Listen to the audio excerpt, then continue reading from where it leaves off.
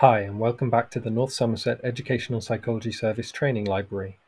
This session is all about helping you run a precision teaching intervention, which is a simple, proven way to build reading and writing confidence, one step at a time. It's aimed at anyone who wants to support a young person develop reading, writing, and spelling skills, including TAs, SENCOs, tutors, and parents.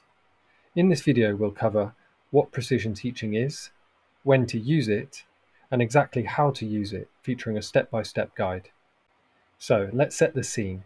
Precision teaching is a quick, focused way to help learners master specific skills by practicing little and often and tracking what works. It's a great literacy intervention for students and teachers because it's short, just 5 to 10 minutes a day can have a lasting impact. It's targeted, you focus on one skill at a time that's important in a young person's life, and it's motivating. Pupils see their own progress and have a gentle sense of competition against themselves and their previous high score or personal best. And precision teaching is most effective when a child or young person needs fluency, not just accuracy, with a skill, for example, reading high-frequency words without having to stop and sound them out, or when they're struggling to secure a particular reading or spelling skill, for example, spelling common exception words like because, friend, or people, or when they need confidence in a tricky area, for example, with homophones like there, and there. The best targets for precision teaching are literacy skills which are specific, measurable, and can be practiced to fluency.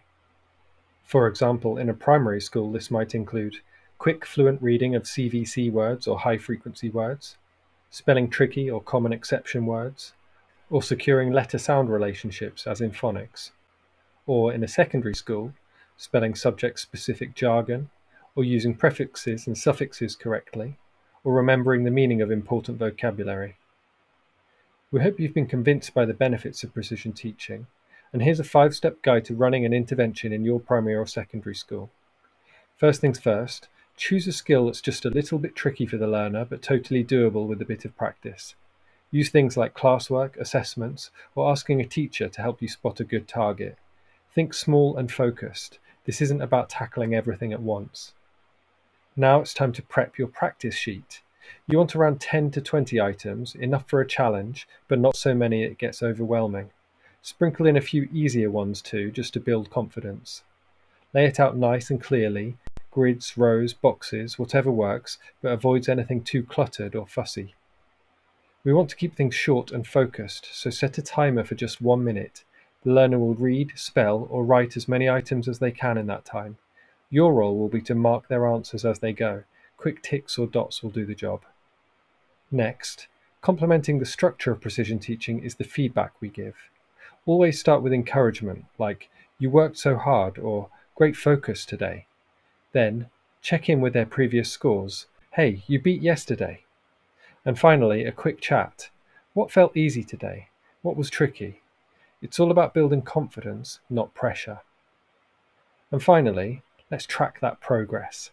Count how many correct answers they got in the minute and plot it on a simple graph or record sheet. You can print one off or draw it together, whatever works.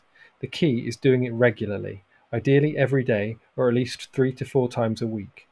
You'll be amazed at the progress young people can make in just a few minutes a day.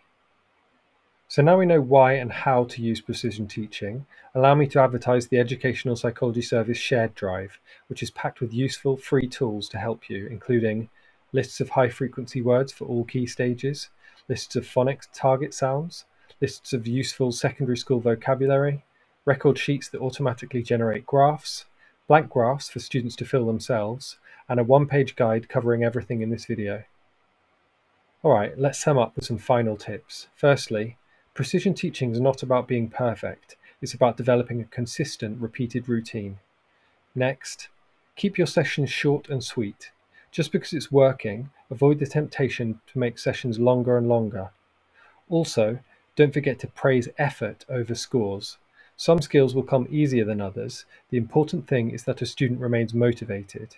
And finally, if progress slows down or a student gets stuck, break the task down smaller, mix old and new items, and let them practice first before being timed. So all that's left to say is thanks for watching this video. We hope you found it useful and relevant to your role. On the Educational Psychology Service Training Library webpage, which is linked below this video, you'll be able to request your certificate for completing this training, download a range of guides and tools which help with the running of a literacy intervention, and find links to all our other training series.